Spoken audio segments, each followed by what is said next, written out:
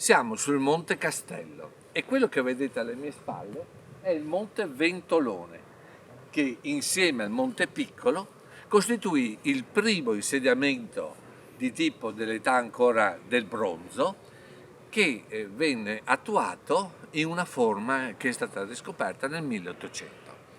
In realtà l'insediamento sarebbe stato ancora più antico, sarebbe stato protostorico, però le testimonianze furono trovate soltanto appunto nella prima metà dell'Ottocento. Qui vediamo il monumento ai caduti che ha sostituito quella che era il castello, il castrum romano, che fu distrutto da Attila. Successivamente, quando l'insediamento romano scomparve gradatamente, non solo perché venne inglobato insieme alla Arquata Montium, questo era il toponimo esatto della località. Arquata Montium indicava appunto tutto l'arco dei monti che venivano usati come protezione dalle invasioni nel caso appunto ci fossero stati momenti di importanza difensiva. Quindi vedete la parte del Monte Ventolone collegata al Monte Piccolo rappresenta appunto il primo insediamento. Qui ci fu l'insediamento romano con il castrum, che vi ho detto appunto distrutto da Attila, e successivamente, quando poi anche le tracce del castrum romano sparirono, la località dell'Arquata Montium passò sotto i regni romano-barbarici con i Longobardi. Abbiamo delle testimonianze che risalgono al 978 che dimostrano appunto che qui ci fu un ulteriore insediamento e tutto il sistema fu usato anche dai Longobardi come sistema difensivo per proteggere la zona pianeggiante che digradava verso ovest, verso la pianura, verso Vicenza. L'insediamento medievale fu poi successivamente ampliato nella sua ristrutturazione di tipo normanno quando il castrum latino fu sostituito da un ulteriore fortilizio sulla vetta del monte e poi successivamente, come vedete qui, nella seconda fascia fu un insediamento di tipo ecclesiastico. Quindi qui furono anche istituite le pievi che arrivarono fino al 1200 e successivamente ancora più in basso invece c'era il borgo vero e proprio, sede degli abitanti del contado che poi ovviamente coltivavano anche tutta la produzione dei signori locali. I signori che prima erano stati gli estensi, ma successivamente furono sostituiti, rimpiazzati da Carrara di Padova, e i quali poi la mantennero fino a quando Venezia nel 1404 la conquistò. È interessante notare, come ci ha fatto osservare un abitante del posto, che proprio Petrarca fu l'artefice della riconciliazione tra gli estensi di Padova e da Carrara di questa località. E hai proprio in omaggio a questa sua operazione di riconciliazione, di mediazione, Petrarca ottenne Francesco Carrara il Vecchio, che abbiamo visto precedentemente. Il borgo continua la sua storia per tutto il XV-XVI secolo, con insediamenti anche, soprattutto quando Venezia ne entra in possesso, delle grandi famiglie patrizie veneziane, come i Contarini ad esempio, e quindi che vennero appunto qui a farsi le loro ville estive. Poi passò, con la caduta di Venezia nel 1797, passò sotto il controllo austriaco nel regno lombardo-veneto e tale rimase fino appunto alla terza guerra d'indipendenza del 1866 e fu in quel contesto che, come vi dicevo, la cittadina ottenne finalmente il riconoscimento di comune e si chiamò definitivamente Arquata Petrarca. Una perfetta sintesi di quella che è stata la storia di questo borgo di Arquata Petrarca è proprio rappresentata dallo stemma della cittadina. perché ad esempio, vedete, nello stemma campeggia in un campo rosso la dimensione evocativa di quello che era stato il castrum romano che abbiamo visto sul monte precedentemente. E poi il Monte Castello. Su questo campo rosso si innesta il monte con le sue pendici, alle pendici ai quali appunto si furono i primi insediamenti paleoveneti, e successivamente il monte si innalza fino a culminare a una croce latina che indica la doppia evangelizzazione della popolazione con il cristianesimo e quindi la liberazione anche dall'elemento della barbarie. E la croce è coronata poi da una corona d'alloro che è ovviamente un tributo a Petrarca, e qui vi risiedete dal 1364 al 1374, gli ultimi 10 anni della sua vita, e che quindi costituisce un omaggio, tanto è vero che quando poi Arquà Petrarca, o meglio Arquà, divenne poi una cittadina riconosciuta, un comune riconosciuto dopo il 1866, con la terza guerra d'indipendenza italiana, prese appunto anche l'altro appellativo di Arquà Petrarca.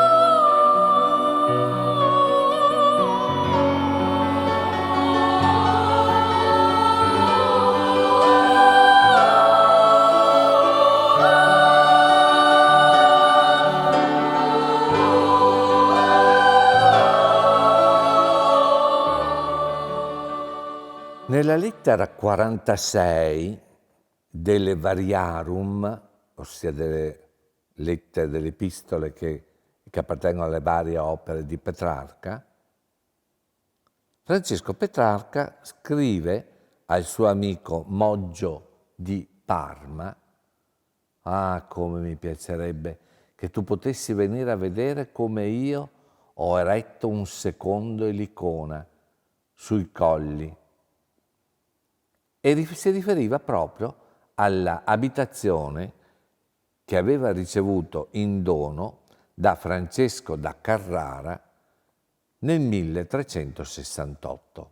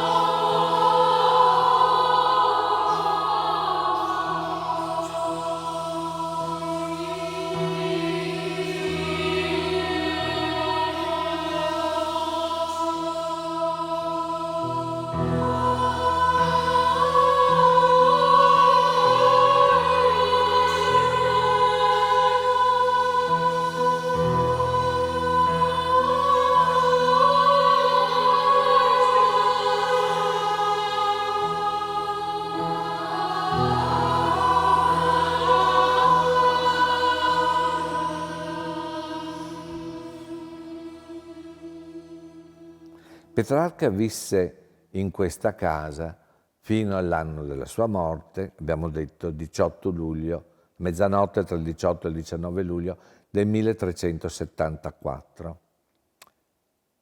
Dopodiché fu sepolto nella chiesa di Santa Maria, sempre della Pieve di Arquà, e successivamente, grazie appunto all'intervento del genero Fiorenzuolo, ebbe una tomba in granito rosso con 2 iscrizioni.